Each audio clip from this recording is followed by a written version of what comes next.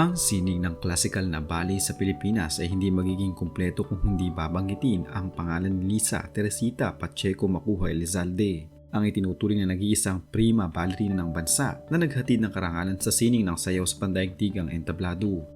Ipinanganak siya noong 3 ng Oktubre 1964 sa lungsod ng Maynila, kaya sa kasalukuyang taon ng 2026, siya eksaktong 61 taong gulang. Nagsimula ang ugnayan ni Lisa Macuja sa sining ng ballet sa murang edad na 9 na taon. Una siyang kumuha ng mga aralin sa sayaw sa ilalim ng pamamahala ni Felicitas Radaic sa St. Teresa's College of Quezon City, kung saan siya rin nagtapos ng kanyang elementarya at sekundaryang edukasyon. Sa simula, ang ballet ay isang simpleng aktibidad lamang para sa kanya at hindi pa niya ito tinitingnan bilang isang panghabang buhay na karera o propesyon.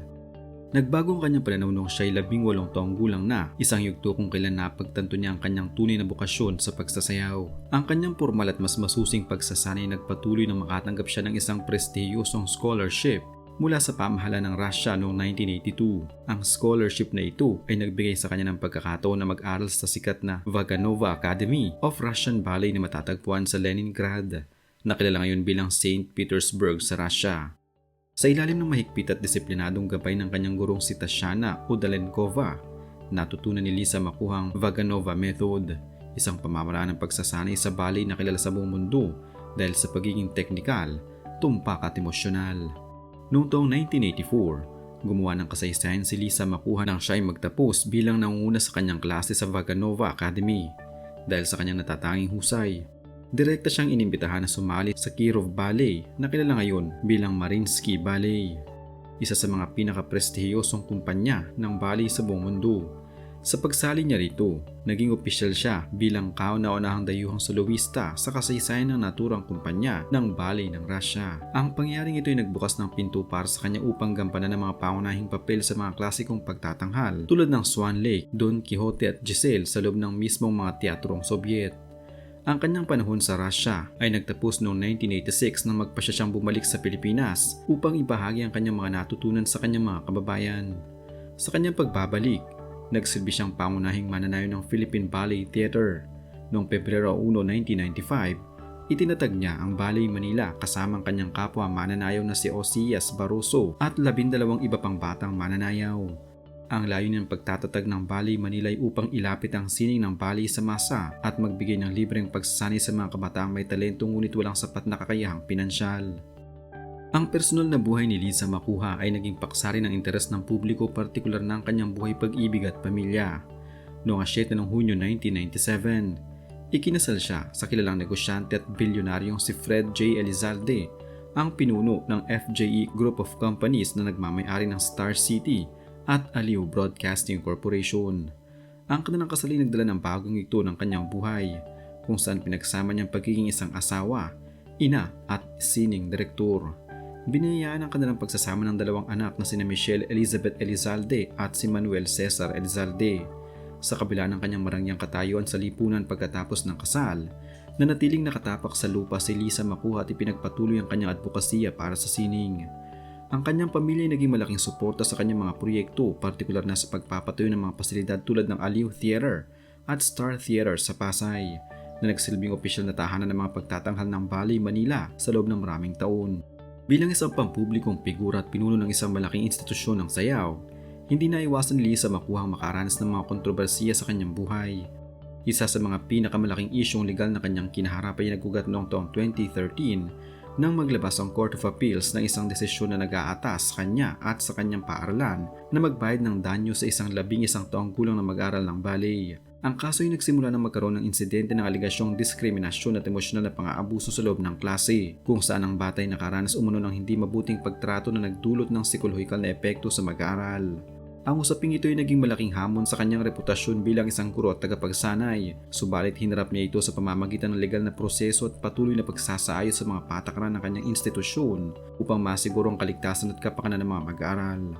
Bukod sa isyong ito, ang kanyang pagpapakasal sa isang mayamang negosyante dumaan din sa mga bulong-bulungan ng lipunan na nagsasabing ang kanyang tagumpay sa pananalapi ng kumpanya ay dala lamang ng yaman ng kanyang asawa, ngunit pinatunayan niya sa pamamagitan ng kanyang sariling pawis, pagod at international na parangal na ang kanyang pangalan ay itinayo sa sarili niyang kakayahan. Ang buhay ng isang prima ballerina ay puno ng pisikal na pasakit. at si Lisa makuha hindi ligtas sa mga malubhang karamdaman at pinsala sa katawan na dulot ng matagalang pagsasayaw. Sa loob ng maraming dekada ng paggawa ng mga mahihirap na steps at matataas na talon, ang kanyang mga kasukasuhan at buto ay nakaranas ng matinding pagkapagod at pinsala.